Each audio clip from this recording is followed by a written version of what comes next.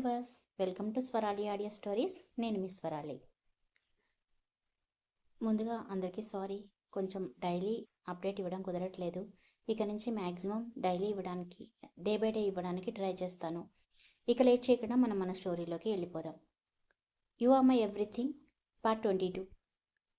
రిషి పెళ్లి చేసుకున్నాడు అన్న వార్త అతని శత్రువులకి తెలిసిపోయింది. అండర్ వరల్డ్లో ఆ వార్త పెద్ద కలకలమే రేపింది అని చెప్పవచ్చు. వాళ్ళందరూ రిషి వైఫ్ని కలవడానికి, వీలైతే ఆమె ద్వారా రిషికి ప్రాబ్లమ్స్ క్రియేట్ చేయడానికి రకరకాల ప్లాన్స్ వేసుకుంటూ ఉన్నారు. కానీ ఈ విషయాలేవీ తెలియని రిషి మాత్రం ఆఫీస్లో కూర్చొని ఆ కాన్ఫరెన్స్ ఎప్పుడు కంప్లీట్ అవుతుందా అని ఆత్రంగా ఎదురు చూస్తున్నాడు. ఆ కాన్ఫరెన్స్ కంప్లీట్ అయిపోతే ఎప్పుడెప్పుడు వెళ్ళి ఆరాధ్యతో కలిసి లంచ్ చేద్దామా అనే ఆరాటం అతనిది. హర్ష అక్కడ ప్రజెంటేషన్ కోసం అన్ని ఏర్పాట్లు చేస్తూ ఉంటే రిషి అతనిని పిలిచి, హర్ష, ఇంకా ఎంతసేపు అని విసుగ్గా అడిగాడు. సార్, మనం ఇంకా స్టార్ట్ కూడా చేయలేదు, అప్పుడే ఎంతసేపు అని అడుగుతున్నారు? ఇంకా ప్రజెంటేషన్ ఇవ్వాల్సిన వాళ్ళు చాలామంది ఉన్నారు అని పొలైట్గా సమాధానం చెప్పాడు హర్ష. నిజానికి రిషి అలా మాట్లాడడం హర్షకి చాలా ఆశ్చర్యంగా అనిపించింది. అంతేకాదు, రిషి తనని ఆ క్వశ్చన్ అడగడం అప్పటికే 5వ సారి. రిషి హర్ష వైపు చూసి సీరియస్గా చేతులు 2 బల్ల మీద పెట్టి, సరే, త్వరగా కంప్లీట్ చేయండి అని కొంచెం అసహనంగా అన్నాడు. అక్కడున్న ఎంప్లాయీస్ అందరూ కూడా రిషి బిహేవియర్ చూసి వాళ్ళల్లో వాళ్ళే నవ్వుకున్నారు. ఎప్పుడూ సీరియస్గా చాలా కఠినంగా ఉండే వాళ్ళ బాస్ ఈరోజు ఈ కాన్ఫరెన్స్ ఎప్పుడు కంప్లీట్ అవుతుందా, ఎప్పుడు ఇంటికి వెళ్దామా అని ఎదురు చూస్తూ ఉండడం వాళ్ళకి ఆశ్చర్యంగాను కొంచెం కామెడీగాను కూడా అనిపించింది. ఎందుకంటే రిషి వాళ్ళ కళ్ళకి ఎప్పుడెప్పుడు స్కూల్ నుంచి ఇంటికి వెళ్దామా అనే పిల్లాడిలాగా ఇబ్బందిగా అక్కడ కూర్చొని ఉన్నాడు. అలా కాన్ఫరెన్స్ జరుగుతున్నప్పుడే ఒకళ్ళు ప్రజెంటేషన్ ఇస్తుంటే మధ్యలో రిషి ఫోన్ రింగ్ అయింది. ఆ కాలర్ ఐడి చూడగానే రిషి హ్యాపీగా ఫోన్ లిఫ్ట్ చేసి హలో అన్నాడు. అవతలవైపు నుంచి ఆరాధ్య, సారీ రిషి గారు, మీరు బిజీగా ఉన్నారా అని అడిగింది ఆరాధ్య. నోనో, నేను బిజీగా ఏమీ లేను, చాలా చాలా ఖాళీగా ఉన్నాను. ఏంటి సంగతి, ఎందుకు కాల్ చేశావు అని మాట్లాడుతున్న రిషి మాటలు విని అక్కడున్న వాళ్ళందరికీ నిజంగానే మతి పోయినట్లుగా అనిపించింది. నిజానికి వాళ్ళందరూ ఒక ఇంపార్టెంట్ టెండర్ గురించి ప్రజెంటేషన్ మొదలు పెట్టబోతున్నారు. అది ఆ కంపెనీకి చాలా ముఖ్యమైన టెండర్. అంత ఇంపార్టెంట్ టాపిక్ గురించి డిస్కస్ చేస్తూ ఉన్నా కానీ రిషి తను చాలా ఖాళీగా ఉన్నాను అని చెప్పడం విని వాళ్ళందరికీ నిజంగానే ఆశ్చర్యంగా అనిపించింది. కానీ వాళ్ళు ఎవరిని కనీసం పట్టించుకోకుండా రిషి ఆరాధ్యతో, ఇంతకీ నాకు ఫోన్ ఎందుకు చేస్తావో చెప్పనే లేదు అని అడిగాడు. ఏం లేదు రిషి గారు, లంచ్ టైం అయింది కదా, మీరొస్తే ఇద్దరం కలిసి లంచ్ చేద్దాం, నేను మీకోసమే ఎదురు చూస్తూ ఉన్నాను అని అన్నది ఆరాధ్య. ఆరాధ్య తన కోసం ఎదురు చూస్తూ ఉంటాను అన్న మాట వినగానే రిషికి గాల్లో రెక్కలు కట్టుకొని ఎగురుతున్నట్లుగా అనిపించింది. వెంటనే తనకి గనక పవర్స్ ఉంటే ఇక్కడ మాయమై అక్కడ ప్రత్యక్షమై ఉండేవాడు. కానీ అలాంటి అవకాశం లేదు కదా. అంతలోనే తేరుకొని ఆరాధ్యతో, ఓ రియల్లీ, నాకు కూడా బాగా ఆకలిస్తోంది, అందులో ఇక్కడ చేయడానికి కూడా పెద్దగా పనేమీ లేదు, నేను కూడా వెంటనే బయలుదేరుతున్నాను, జస్ట్ ఇంకొక ½ అవర్లో నేను ఇంట్లో ఉంటాను, బాయ్ అని చెప్పి ఫోన్ పెట్టేశాడు రిషి ఫోన్ పెట్టేసిన వెంటనే టేబుల్ మీద ఉన్న తన కార్ కీస్ తీసుకొని, ఈ కాన్ఫరెన్స్ ఈరోజుకి క్యాన్సిల్ చేస్తున్నాను, మళ్ళీ తర్వాత ఎప్పుడైనా మాట్లాడదాం అని చెప్పి వాళ్ళెవరి సమాధానం కోసం కూడా ఎదురు చూడకుండా అందరూ ఆశ్చర్యంలో అలా తనని చూస్తూ ఉండగానే అక్కడి నుంచి వెళ్ళిపోయాడు రిషి. హర్ష అతని బిహేవియర్ చూసి దాదాపు స్పృహ తప్పినంత పని అయింది. ఇలాగే కనుక ఈ కంపెనీని రన్ చేస్తూ ఉంటే త్వరలోనే వర్ధన్ ఇండస్ట్రీస్ మూసేసే పరిస్థితి వస్తుంది అని తనలో తనే అనుకున్నాడు హర్ష. రిషి ఇంటికి వెళ్ళేటప్పటికి ఆరాధ్య హాల్లో కూర్చొని ఒక మ్యాగజైన్ చదువుతూ ఉంది. రిషిని చూడగానే ఆమె నవ్వుతూ అతనికి ఎదురెళ్ళింది. ఆరాధ్య అలా నవ్వుతూ తనకు ఎదురు రావడం చూసి రిషికి చాలా సంతోషంగా అనిపించింది. రిషి కూడా ఆరాధ్య వైపు నవ్వుతూ చూసి ఆమె దగ్గరగా వెళ్ళి, ఇప్పుడు నీకెలా ఉంది, పెయిన్ తగ్గిందా అని అడిగాడు. ఆరాధ్య, నాకు బానే ఉంది, చాలా చాలా బాగుంది, మీరు దాని గురించి వర్రీ అవ్వాల్సిన అవసరం లేదు అని చెప్పింది. ఆ తర్వాత వాళ్ళిద్దరూ కలిసి డైనింగ్ టేబుల్ దగ్గరికి వెళ్ళి లంచ్ చేయడం స్టార్ట్ చేశారు. ఆరాధ్య, నువ్వు మెడిసిన్ తీసుకుంటున్నావు కాబట్టి చాలా నీరసంగా ఉంటుంది, నువ్వు హెల్దీ ఫుడ్ తీసుకోవాలి అన్నాడు రిషి. నేను మాత్రమే కాదు, మీరు కూడా హెల్దీ ఫుడ్ తీసుకోవాలి, మీరు అసలు ఫుడ్ బాగా స్కిప్ చేసేస్తున్నారు అని చెప్తున్నారు, ఇక నుంచి అలా చేయడానికి అస్సలు వీల్లేదు అన్నది ఆరాధ్య. ఈ విషయం మాత్రం బాగా గుర్తుపెట్టుకుంటావు అని నవ్వుతూ అన్నాడు రిషి. అవును మరి, ఇప్పుడు నేను మిస్సెస్ రిషివర్ధన్ని కదా, మిమ్మల్ని చూసుకోవాల్సిందే నేనే కదా అని ఆరాధ్య కూడా నవ్వుతూ అంది. అన్నట్టు ఆరాధ్య, నీకో ఇంపార్టెంట్ విషయం చెప్పాలి. ఈ వీకెండ్ మనం వర్ధన్ ప్యాలెస్కి వెళ్ళాల్సి ఉంటుంది. కొన్ని రోజులు మన ఫ్యామిలీతో కలిసి ఉంటే బాగుంటుంది అని నాకు అనిపిస్తుంది, ఏమంటావు? నీకేమైనా ఇబ్బంది అనిపిస్తే వద్దు అన్నాడు రిషి. నోనో, నాకేమీ ఇబ్బంది లేదు. నిజానికి మీరు ఆఫీస్కి వెళ్ళిన తర్వాత నేను ఒక్కదాన్నే ఉండడం చాలా బోర్ కొడుతోంది. కొన్నాళ్ళు అక్కడికి వెళ్తే నాకు కూడా రిలీఫ్గా ఉంటుంది అని నవ్వుతూ అన్నది ఆరాధ్య. నిజానికి రిషి ఇక్కడ కంటే ఆరాధ్య వర్ధన్ ప్యాలెస్లో ఉంటే సేఫ్గా ఉంటుంది అన్న ఉద్దేశంతో ఆమెని అక్కడికి తీసుకెళ్ళాలి అని అనుకున్నాడు. అలా ఇద్దరూ ఒకరితో ఒకరు మాట్లాడుకుంటూ లంచ్ చేయడం కంప్లీట్ చేశారు. అంతలో రిషికి దేవా నుంచి కాల్ వచ్చింది. రిషి ఫోన్ లిఫ్ట్ చేసి, ఆ దేవా చెప్పు, వెళ్ళిన పని ఏమైంది అని అడిగాడు. ఏమవుతుంది, ఫెయిల్ అయింది. ఆ సింగు కూతురు తమరితోటే మాట్లాడుతుందంట, నాతోటి మాట్లాడడానికి వాళ్ళు సిద్ధంగా లేరు అని విసుగ్గా చెప్పాడు దేవా. కొంపతీసి తనని కూడా బెదిరించావా ఏంటి అని నవ్వుతూ అన్నాడు రిషి. అదొక్కటే తక్కువ, అసలు నన్ను చూస్తుంటే నీకేమనిపిస్తుంది అని కోపంగా అన్నాడు దేవా. అందులో అనుకోవడానికి ఏముంది, నేను నిజమే కదా చెప్పాను. సరే సరేలే, ఆ విషయం గురించి నేను చూసుకుంటాను అన్నాడు రిషి. అది సరే అన్నయ్య, ఈ వీకెండ్ వదినని తీసుకొని ఇంటికి వస్తాను అని చెప్పావట కదా, మీరు వస్తున్నారా అని ఆతృతగా అడిగాడు దేవా.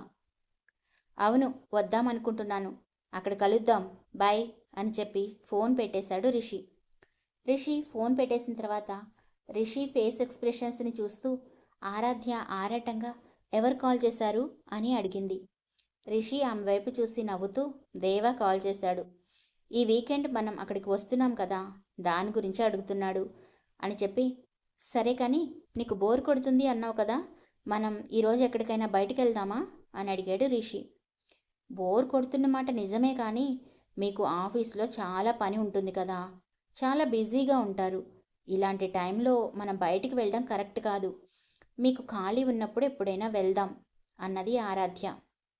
నాకు నీతో ఉండడం కంటే పెద్ద బిజీ పని ఏమీ లేదు అని రిషి తన ఫోన్ తీసుకొని హర్షకి కాల్ చేసి, హర్ష, నేను ఆరాధ్య మూవీకి వెళ్ళాలనుకుంటున్నాము, టికెట్స్ బుక్ చేయి అని చెప్పాడు. హర్షకి రిషితో ఏం మాట్లాడాలో అర్థం కాలేదు. ప్రజెంట్ తను ఒక ఇంపార్టెంట్ విషయం రిషితో చెప్పాలి అనుకుంటున్నాడు. రిషి చూస్తే కనీసం ఆఫీస్ విషయాలు పట్టించుకునేలాగా కూడా కనిపించడం లేదు. కానీ ఈ విషయం అతనికి చెప్పి తీరాల్సిందే. అందుకే హర్ష ధైర్యం తెచ్చుకొని, సార్, అది మీతో ఒక విషయం చెప్పాలి, అది చాలా ఇంపార్టెంట్ అని అన్నాడు. ముందు మూవీకి టికెట్స్ బుక్ చేయమని చెప్పాను, అది చేశావా అని కోపంగా అడిగాడు రిషి. చేస్తాను సార్, కానీ అంతకంటే ఇంపార్టెంట్ విషయం ఒకటి మాట్లాడాలి. సిద్ధార్థ సార్ మిమ్మల్ని కలవాలనుకుంటున్నారు, తను మన సీక్రెట్ ఆఫీస్ దగ్గర మీకోసం వెయిట్ చేస్తూ ఉన్నారు అని భయపడుతూనే చెప్పాడు హర్ష. హర్ష పరిస్థితి రిషికి అర్థమైంది. అందుకే నవ్వుతూ, ముందు ఈవినింగ్ మూవీకి టికెట్స్ బుక్ చేయి, నేను ఇప్పుడే వాడిని కలవడానికి వెళ్తున్నాను, వాళ్ళని వెయిట్ చేస్తూ ఉండమని చెప్పు అని అని చెప్పి ఫోన్ పెట్టేసి ఆరాధ్య దగ్గరికి వెళ్ళి, ఈవినింగ్ మనం మూవీకి వెళ్దాం, ఇప్పుడు నేను వెళ్ళొస్తాను అని చెప్పాడు రిషి. ఆరాధ్య కూడా నవ్వుతూ, మీకు వర్క్ ఉంటే అది చూసుకోండి ఫస్ట్, అది అది ఇంపార్టెంట్ కదా, మనం మూవీకి ఎప్పుడైనా వెళ్ళొచ్చు అని అన్నది ఆరాధ్య. నా వర్క్ కంప్లీట్ అయిన తర్వాతనే వస్తాను, నువ్వు రెడీగా ఉండు అని చెప్పి అక్కడి నుంచి వెళ్ళిపోయాడు రిషి. రిషి సీక్రెట్ ఆఫీస్కి వెళ్ళేటప్పటికి సిద్ధార్థ, రాఖీ ఇద్దరూ చాలాసేపటి నుంచి అతని కోసం ఎదురు చూస్తూ ఉన్నారు. వాళ్ళిద్దరూ మాట్లాడుకుంటూ కూర్చున్నారు. సిద్ధార్థ రాఖీతో, రిషిలో ఏదో మార్పు వచ్చినట్లుగా ఉంది, నీకు ఆ విషయం అర్థమైందా, అలా నీకేమీ అనిపించడం లేదా అని అడిగాడు. రాఖీ కూడా అతనితో, అవును, నాకు కూడా బాస్ బిహేవియర్ కొంచెం వింతగానే అనిపిస్తోంది అని అన్నాడు. రిషి ఎప్పుడూ ఆఫీస్ పని అంటూ ఆఫీస్లోనే ఉంటాడు, కానీ ఇప్పుడు లంచ్ చేయడానికి ఇంటికి వెళ్ళాడు. ఇది చాలా పెద్ద విషయం కదా అని అన్నాడు సిద్ధార్థ. రాఖీ తల ఊపుతూ, అవునవును నిజమే, మీరు చెప్పింది నేను కూడా బాస్లో ఏదో తేడా వచ్చినట్టుగా గమనించాను అన్నాడు రాఖీ. అవునా, ఏం తేడా గమనించావు అని గంభీరంగా వినిపించింది రిషి గొంతు. అతని గొంతు వినగానే రాఖీకి పై ప్రాణాలు పైనే పోయినట్లుగా అనిపించాయి.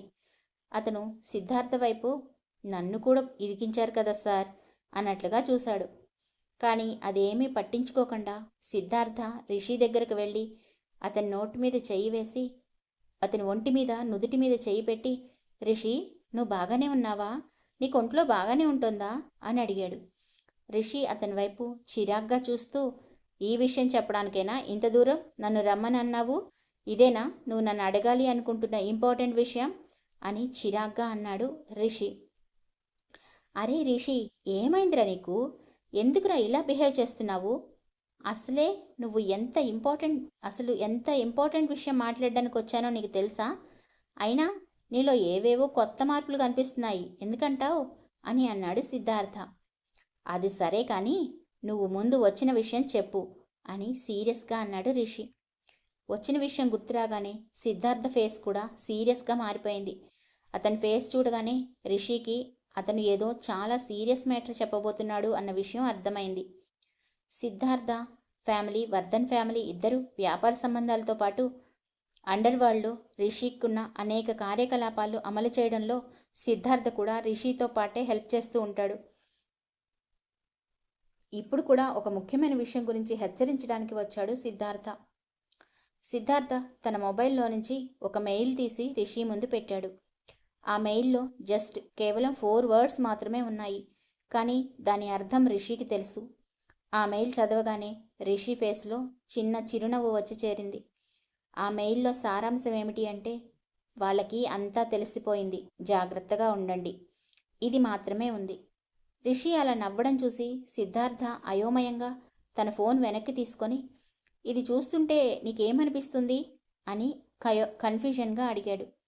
ఏముంది, మనల్ని జాగ్రత్తగా ఉండమని ఒక చిన్న హెచ్చరిక చేశారు అంతే అని క్యాజువల్గా అన్నాడు రిషి. అంటే ఇది నిజమని నువ్వు నమ్ముతున్నావా అని తిరిగి ప్రశ్నించాడు సిద్ధార్థ. మరి నువ్వేమనుకుంటున్నావు అన్నాడు రిషి. అతనిని అంత తొందరగా నమ్మడానికి లేదు, మన కోసం అతను ఫేవర్గా ఆలోచిస్తాడు అని నేను అనుకోవడం లేదు అన్నాడు సిద్ధార్థ. వాళ్ళిద్దరూ ఎవరి గురించి మాట్లాడుకుంటున్నారో తెలిసిన రాఖీ మాత్రం సైలెంట్గా నిలబడి వాళ్ళ సంభాషణ వింటున్నాడు. అతను మన గురించి ఫేవర్గా ఆలోచించకపోతే ఈ మెయిల్ ఎందుకు పంపించాడంటావు అని తిరిగి ప్రశ్నించాడు రిషి. ఏమో, కానీ మనకతను అతిపెద్ద శత్రువు, సడన్గా ఇలా మారిపోయాడంటే నమ్మడం కష్టం కదా అన్నాడు సిద్ధార్థ. రిషి ఏమీ మాట్లాడలేదు, జస్ట్ నవ్వి ఊరుకున్నాడు. సిద్ధార్థ అతని వైపు చూసి, ఎందుకలా నవ్వుతావు, ఈసారి అతను ఏదో పెద్ద ప్లానే వేస్తున్నాడు అని నాకు అనిపిస్తోంది అన్నాడు సిద్ధార్థ. దానికి రాఖీ కూడా, అవును బాస్, మనం దీన్ని అంత తేలిగ్గా తీసుకోవడానికి లేదు అనిపిస్తోంది అని అన్నాడు. వాళ్ళిద్దరి మాటలకి రిషి చిన్నగా నవ్వి, అతని వల్ల ఇక మనకి ఎలాంటి ప్రమాదం లేదు, ఈ మెయిల్ చదివితే నాకు అదే అనిపిస్తోంది. అతను నన్ను హెచ్చరిస్తున్నాడు, నా పెళ్లి విషయం ఇప్పటికే అందరికీ తెలిసిపోయింది, ఇప్పుడు వాళ్ళు నా భార్య కోసం వెతుకుతున్నారు, అందుకే అతను మనల్ని ఇలా హెచ్చరించాడు అన్నాడు రిషి. ఆ మాటలకి అసలు విషయం మర్చిపోయి సిద్ధార్థ సంతోషంగా రిషితోటి, అరే నువ్వు నిజంగానే ఆరాధ్యని పెళ్లి చేసుకున్నావా అని ఆశ్చర్యంగా అడిగాడు. అతని ప్రశ్నకు రిషి ఏమీ సమాధానం చెప్పకుండా జస్ట్ కేవలం నవ్వి ఊరుకున్నాడు. అతని ఫేస్లో కనిపిస్తున్న స్వచ్ఛమైన నవ్వు సిద్ధార్థకి సమాధానం చెప్పింది. ఎందుకంటే రిషి ఆరాధ్యను ఎంతగా ప్రేమించాడో సిద్ధార్థ కంటే ఎవరికీ ఎక్కువగా తెలియదు. ఆరాధ్య రిషి ఇద్దరు పెళ్లి చేసుకున్నారు అన్న విషయం తెలిసిన తర్వాత సిద్ధార్థకి నిజంగా చాలా హ్యాపీగా అనిపించింది. అసలు వాళ్ళ శత్రువులు ఎవరు, అసలు పోరాటం ఇప్పుడే మొదలైందా, అప్పటిదాకా శత్రువుగా ఉన్న ఆ వృద్ధుడు ఇప్పుడు సడన్గా రిషికి ఫేవర్గా ఎందుకు మారిపోయాడు, అలాగే ఆరాధ్య తన చెల్లెలు ఇంకా శ్రీకర్ మీద పగ తీర్చుకోబోతుందా, ఎలా తీర్చుకుంటుంది, వీటన్నిటికీ సమాధానం కావాలి అంటే వింటూనే ఉండండి you are my everything. Story కనుక నచ్చినట్లయితే లైక్ చేయండి, ఛానల్ని సబ్స్క్రైబ్ చేసుకోండి. అలాగే హైప్ ఇవ్వడం అస్సలు మర్చిపోకండి. Love you all.